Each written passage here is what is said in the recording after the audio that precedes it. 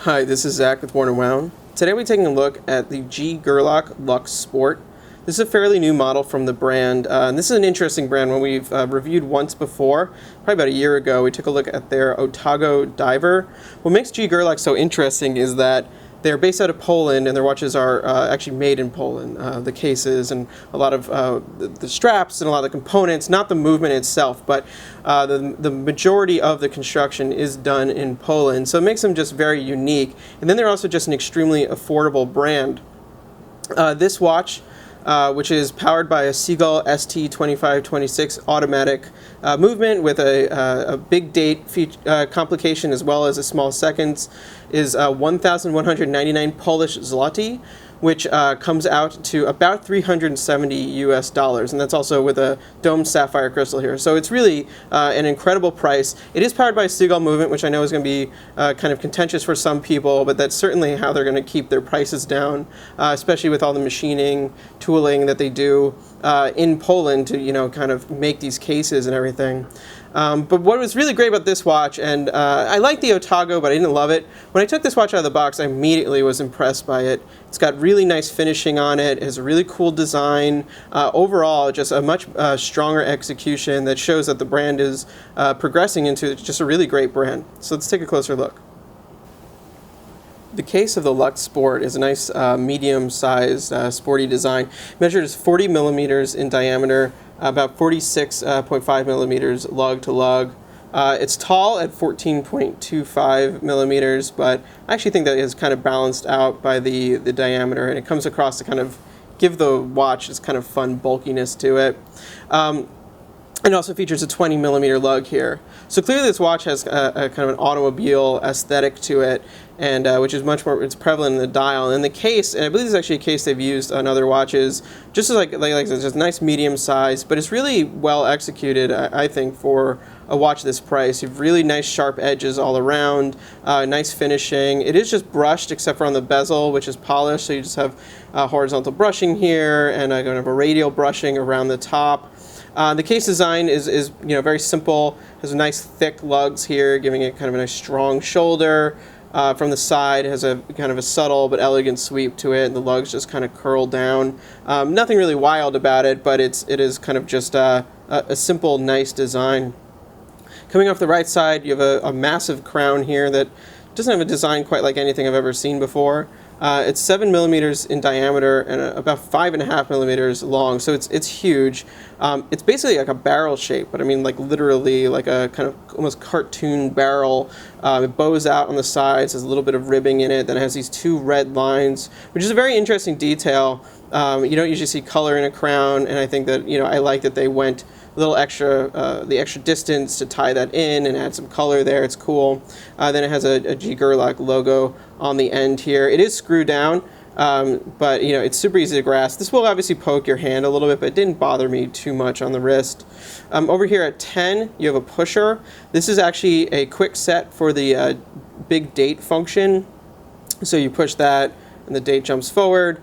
It's an interesting way. I mean, obviously it makes it really, really easy to set the big date. You will accidentally hit this every now and then, so it's just something to be aware of, but at least it's very easy to get back to the original date.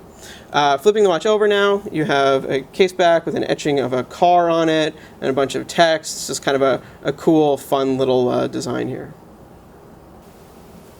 The dial of the Lux-Sport has a really kind of nice design to it. I think it's a real achievement for the brand. It's very well executed. The surface is a pale silver. I immediately really like that. It gives it a nice metallic feel to it. It's a little bit more subtle than white, a little more machine-like, which I think speaks to the automotive inspirations behind this. So it just looks very cool. And then there's a bit of texturing on it, and just overall, some very interesting things. So you have this primary index here. It's a minute index, large numerals, double digit, which really, I think in my mind immediately speaks to tachometers and just gives it that racing feel just right off the bat. The font that is used here it's very geometric. There's some interesting little angles going on. So it has kind of it's like a harsh feel, but it works very well with the concept of the watch. Moving the eye in towards the center of the dial now, you have these vertical lines that are actually embedded into the surface, so it's a textural design, so that's nice because that shifts in the light. It's not just like a printed element. I think that activates the space nicely, and once again just kind of builds off of the aesthetic that they have here. The outer edge of the dial is a chapter ring that is actually pretty tall, probably like a millimeter or two, that angles in, and here you just have a simple index of markers that just gives you the individual minutes for more precision when you're looking at the watch, and it just works with the look. Also, the dial is fairly deeply set in, so that kind of gives it a nice kind of projecting feeling, kind of like it's coming out towards you. It also kind of overall, just to kind of take a step back, in this 40 millimeter case, I think there's a lot going on here, and the dial is nice and compact, so everything kind of has this aggressive feel, definitely kind of a solidness with the case. It just works very well. And then at 6 o'clock you have a sub-seconds dial. I really like the execution here. I personally love sub-seconds dials. You see them often, but I was really happy to see them use it here. And that actually had to be, it's an additional module on the movement. So inside of this is the ST2526 AAA grade. Seagull movements come in different grades where like A is not as good as AA, and then AAA, so AAA is the best. At least that's how I understand it. This one has a big date and a sub-seconds module on it, so that's additional. Probably also adds to the height of the watch. But yeah, so the sub-seconds dial here, it's black with circular graining on it, and then an index in red and white, which is kind of checkered, giving it a little bit more pop. You obviously have the 16, 15, 30, and 45 numerals there. Just a really nice, kind of exciting dial element that puts there's a lot of weight there, but I feel like just once again just speaks to this automotive feeling. There's something kind of aggressive and speedy about it. I don't know. And then below the 00 mark here, you have the big date window. Big date's a very cool complication. I like it. I especially like that it's usually at the top of the watch rather than off at 3 or down at 6. Like it's a nice positioning there. And it's obviously very clear and very effective to read. And I also think once again it works with the concept of this watch. The one thing I don't like about it is the actual font that's used there. It's a very kind of classic font, serif. Black on white. It's a little bit thin. I feel like that's a detail that could have been played with a little bit more to kind of be more aggressive. It could have been red on black or something like that and just bold. It's still nice, but I just feel like it's the one thing that could have been tweaked a little bit.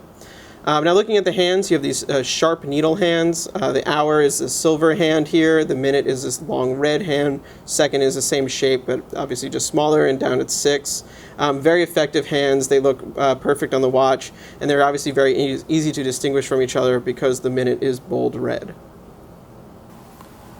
On the wrist, the Gerlach Lux-Sport wears very nicely. It's a really nice size for a sport watch and a modern one. At 40 millimeters, I think it's even a bit smaller perhaps than the recent trend in sport watches. But in doing that, it's just very compact. It's very solid looking. Everything feels in proportion. Except for the crown, which is huge, but a very cool crown at that. I mean, it's obviously a statement piece, but overall I just think it's a really nice size. 40 millimeters fits very well. 46 millimeters fits very well this way. I think it'll fit smaller wrists than my own. I have a 7-inch wrist, and also it has enough mass to it that I think it'll look appropriate on larger wrists as well. It is tall at 14.25 millimeters, but once again, that kind of adds to the look of this watch. Like, I feel like if it had been flat, it wouldn't have had the right machine-like quality to it that I think this really gets across, intentionally or not. The crown at 3 will dig in a bit, but I really have to kind of press to feel it. It's not like not naturally digging in. It's probably also because it's a rounded edge that it's not too bad. It's not like one of those sharp diamond crowns you'll find on a pilot watch. So it is huge, but it isn't too cumbersome. And then looking at the aesthetic of this watch, it's really sporty, it's fun, it speaks to, automotive aesthetic, obviously, which I've said a bunch of times, but it doesn't hit you over the head with it. Also, I don't think you have to be a gearhead or, a car person. I'm not myself like a huge car person. I really like the look of this. It's just very, instrument looking, and I think that's the real point. And it's very busy, but at the same time, not loud. I don't know. It works well, but definitely a sport aesthetic. It's definitely a bit aggressive. Silver, black, and red are definitely a striking combination. So it feels like a sport watch. It looks like a sport watch, but it's not so obscene or over the top or garish that you couldn't wear this to an office. I think it's fine for that. It comes on this 20 millimeter big hole rally strap, also made in Poland. This is a nice strap, I have to say. Like, sometimes these big hole rally straps can miss if they have too much padding in them. The holes get distorted. This is padded, but it's very rigid here. Like, it's solid leather all the way through, so it keeps its form nicely. Works well with the watch. I actually like how the subdial almost feels like it's repeated through these holes, and obviously the black and red motif is repeated too. So I think it works very well. I mean, I'm not a huge a fan of contrast stitching like this, but if it works, and it clicks here. So I like it more than I expected. To wrap up, the Gerlach Lux-Sport is a big step forward for the brand, and I think they just did a great job. It's a cool watch. I can't really pinpoint another watch on the market right now that has similar styling points, combined with a movement that is a big date, small second, module on it, and at the price of $370. I mean, it's really kind of in a class of its own.